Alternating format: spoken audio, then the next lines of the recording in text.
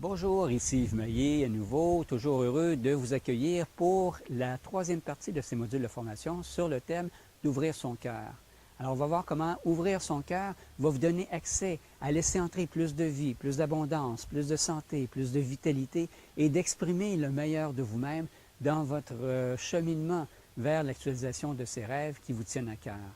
Alors, sans plus tarder, je vous donne rendez-vous pour la suite de cette troisième partie, pour la troisième partie de cette entrevue sur le thème d'ouvrir son cœur. Rebonjour.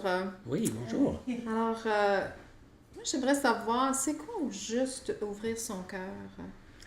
Alors, ouvrir son cœur, c'est d'être capable d'accéder à un espace formidable, extraordinaire, mais qui nous fait souvent tellement peur, c'est ce qu'on appelle la vulnérabilité. Ah, La vulnérabilité, dans le fond, c'est l'authenticité.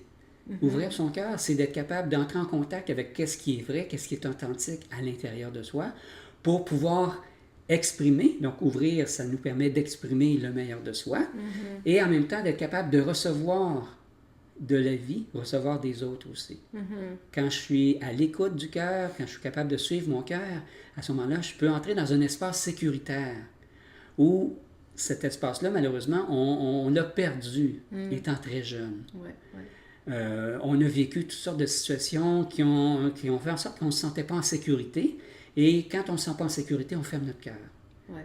Et c'est utile de fermer son cœur quand on en a besoin pour se protéger. Mais la difficulté, souvent, c'est qu'on le ferme pas au bon endroit, pas au bon moment. Et si on ferme son cœur, on n'arrive plus à exprimer et on n'arrive plus à recevoir aussi. Ouais, ouais, ouais. Et ça, c'est développé à travers un mécanisme qui est là, un système de défense, dans le fond, que j'ai appelé le sabotin. Sabotin, S-A-B-O-T-I-N, OK. qui est un acronyme pour quand je ne suis pas en contact avec mon cœur, ça se ferme. On a parlé de sécurité. S pour sécurité. A pour être capable d'accueillir qu'est-ce qui est là dans mon moment présent. OK, ouais. B, c'est d'être en contact avec mes besoins. O, pour être dans l'ouverture de mon cœur. I, pour être dans l'innocence. On parlait de sentir OK. Quand je suis OK, je suis innocent. Je ne suis pas coupable de rien. Et N, pour être dans la nouveauté. Chaque moment est nouveau. Donc, le sabotin, lorsque je suis pas en sécurité, il va opérer. Puis il va opérer négativement. Donc, le S, ça va être un stress. A pour, je vais me bâtir une armure, à ce qu'on disait, là, comme on est dans un tunnel où on n'entend plus la voix du cœur, donc il y a cette armure-là. B pour les blessures que j'ai reçues depuis ma petite enfance. O pour l'oubli, j'oublie ma grandeur, j'oublie qui je suis véritablement. T pour des tensions, stress et tension. I pour ignorance. Et N pour la négation de soi, la non-valeur de soi. Quand je suis dans cette non-valeur-là, je ferme mon cœur. Et on a tous perdu le contact avec notre véritable valeur. Écouter son cœur, suivre son cœur, ça peut nous aider à recontacter notre valeur, mais ouvrir son cœur, c'est ça véritablement qui va nous permettre de recontacter cette valeur ou cette non-valeur-là. Parce qu'ouvrir son cœur, souvent les gens vont dire « Ah, je vais contacter des choses merveilleuses, la beauté, la joie, le bonheur. » Mais malheureusement, on va contacter l'inverse. On va contacter la partie plus d'ombre à l'intérieur de soi. La partie où on ne croit pas à cette valeur-là, qui a été blessée. Mais c'est important, parce que je peux juste connaître ma valeur quand je suis capable de connaître ma non-valeur. Ouais, ouais. C'est la loi des contrastes. Je suis curieuse, est-ce que c'est ça qui crée un petit peu la vulnérabilité, dans le fond? Est-ce que c'est l'ouverture du cœur, puis c'est comme un petit pont qu'on fait entre le sabotin et l'ouverture? Ben, l'ouverture nous rend vulnérables. Et Voilà. comme se sentir vulnérable, c'est pas être vulnérable qui fonctionne pas bien. C'est ça. C'est l'idée ou la croyance ou le sentiment de ne pas avoir de la valeur. Quand j'ai ce sentiment-là de ne pas avoir de la valeur, là, je suis vulnérable parce que je suis vulnérable au jugement des autres. Ou j'ai subi des jugements des autres. Et c'est ça qui fait ma non-valeur, dans le fond. Parce que ma valeur a été déterminée souvent parce que les autres disaient de moi. Parce que les autres pensaient de moi. Et quand on est tout jeune, on confond la manière qu'on se sent, donc si on se sent coupable ou si on ne se sent pas bien, avec notre identité. Alors, on croit qu'on n'a pas de valeur ou qu'on n'est pas bon parce qu'on ne se sent pas bien. Mm. Et c'est ça qui crée cette vulnérabilité-là, parce que là, il y a un jugement de soi-même. Le sabotin est là, et pour ne pas toucher à ça, le sabotin est là pour nous préserver.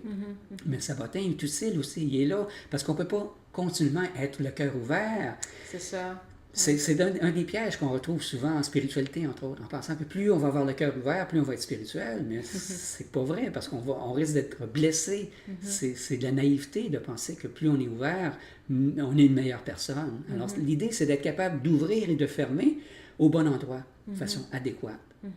Et tantôt, on fera un exercice pour voir un petit peu la différence entre ces éléments-là et voir comment c'est bienfaisant d'ouvrir son cœur au moment opportun, parce que ça me permet de recevoir des autres, recevoir de la vie aussi, parce que si je veux quelque chose, mais je ne suis pas capable de le recevoir, je commande une commande, je ne suis pas chez Sears ou quelque chose comme ça, mais je ne suis pas là pour la recevoir. Je n'aurai jamais le cadeau. Donc, l'idée de recevoir, c'est la chose la plus difficile. Donner, c'est souvent un des traits caractéristiques chez les humains, c'est facile, mais d'être capable de recevoir, comme recevoir un compliment par exemple.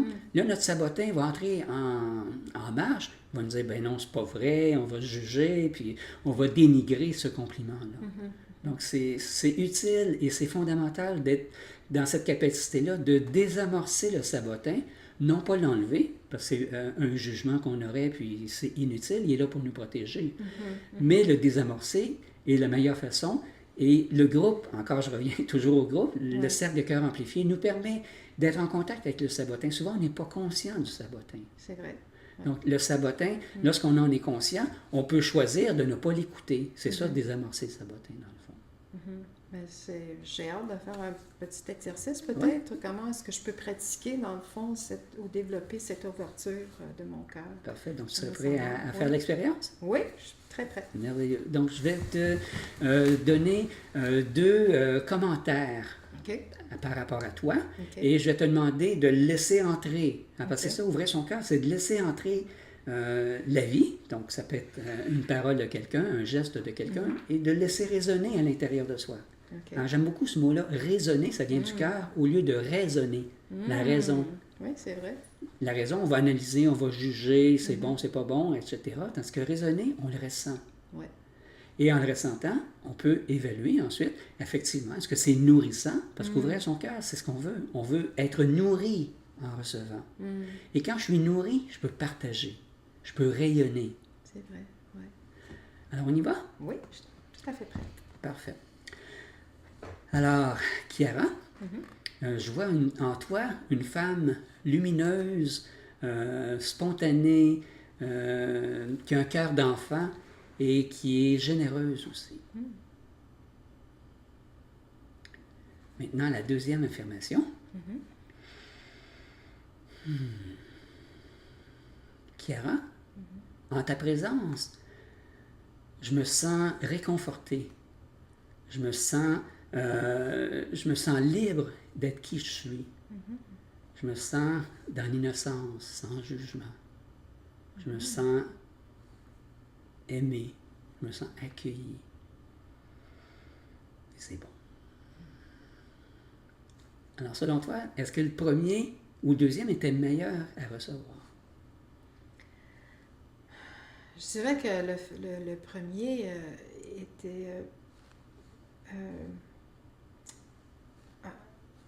c'est quoi les mots qui me viennent? C'était comme facile dans le sens parce que c'était un petit peu plus loin de moi.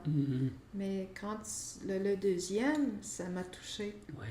Puis oui, ça m'a touchée. Tu étais plus touché au deuxième. Oui, ça résonnait beaucoup plus. Tout à fait, excellent. Oui. Donc, c'est l'ouverture du cœur, c'est cette capacité-là d'accueillir, de recevoir et de ne pas tout de suite fuir ça. Quand on reçoit un compliment, souvent, on le dénigre. Et c'est ce que j'ai fait dans le premier exercice. Ce que j'ai fait, j'ai parlé à ton bout, si on pourrait dire, à ton niveau. J'ai parlé de toi. Et là, le sabotin peut entrer en action et dire, ben non, c'est pas vrai. S'il savait comment je suis dans la vraie vie, puis dans mes habitudes de tous les jours, etc., il verrait bien que, etc.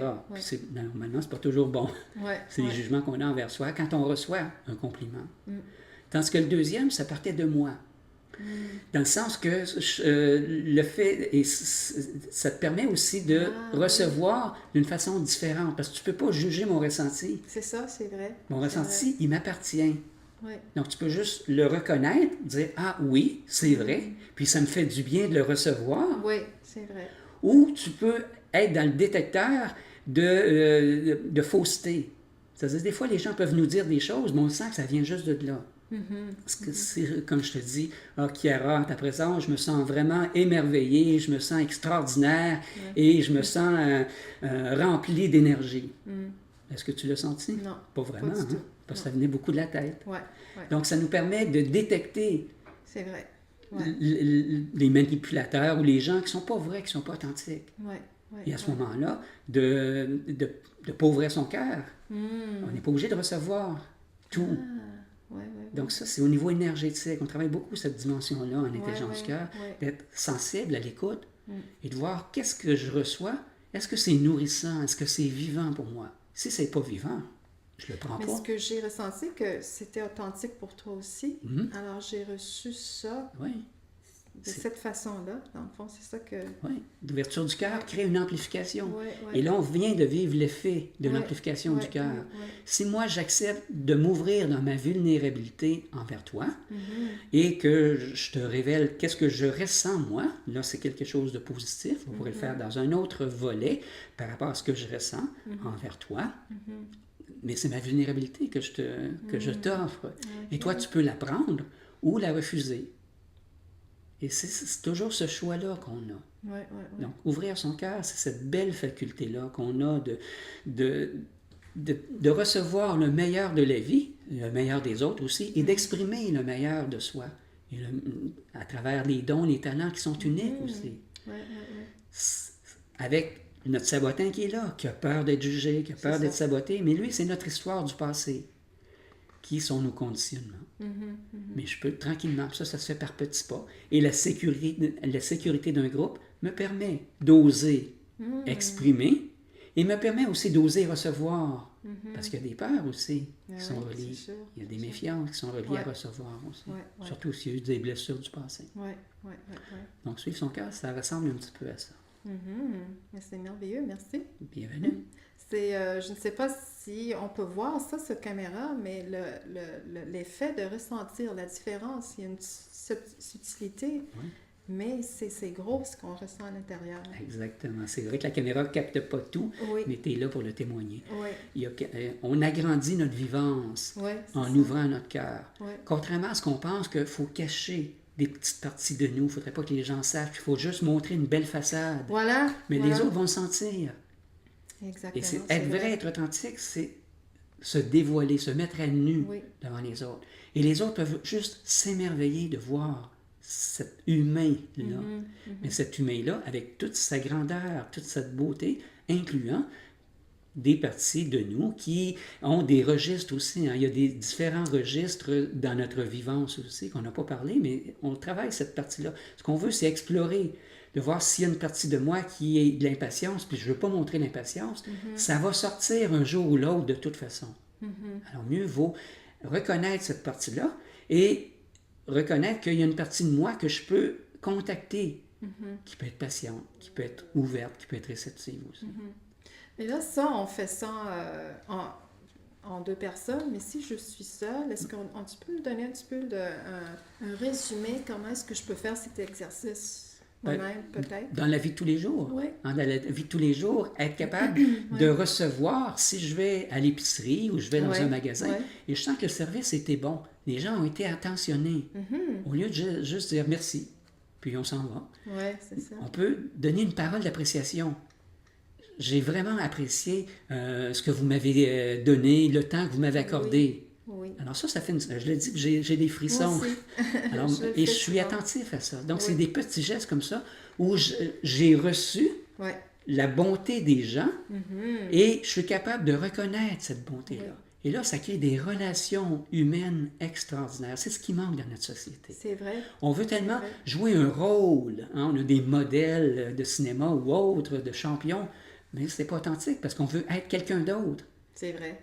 On a juste à être soi-même, entièrement, totalement. Et de mentionner dans la vie de tous les jours, qu'est-ce qui est bon dans Voilà. la relation? Ouais. Qu'est-ce qui est nourrissant? Oui, on peut influencer les autres sans savoir. Exactement. Puis, Et ça, c'est du don de soi. exactement. C'est ça, le véritable don de soi. C'est pas matériel. Oui, C'est la beau. présence à l'autre. Mm. Et en même temps, d'être capable de recevoir aussi. Mhm. Si l'autre m'offre sa présence, Mhm. hein, avec notre conjoint ou avec nos enfants ou C'est avec vrai. nos parents, de recevoir cette présence-là et de le Mm. témoigner, de dire, c'est bon, je suis content d'être en ta présence. Oui, oui, C'est nourrissant. oui. Ah, Donc ça, vrai. c'est des petites perles, là, mais qui donnent un sens tellement différent parce qu'on a osé recevoir et on a Mhm. osé aussi exprimer Exprimer, oui, le meilleur de soi. c'est beau. Merci beaucoup. Bienvenue.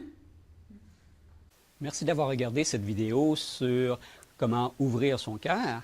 Alors, on va poursuivre notre aventure dans le 4e module qui va consister à communiquer avec son cœur.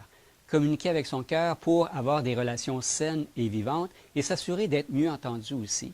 Et faire une différence dans vos relations, si vous voulez transmettre un message au monde, c'est essentiel d'apprendre cette communication avec le cœur. Alors, je vous demande maintenant de laisser un commentaire ci-dessous et aussi de partager avec vos amis ces vidéos parce que je crois qu'ensemble, on peut tous créer un monde où le cœur est de plus en plus présent. D'ici là, à la prochaine.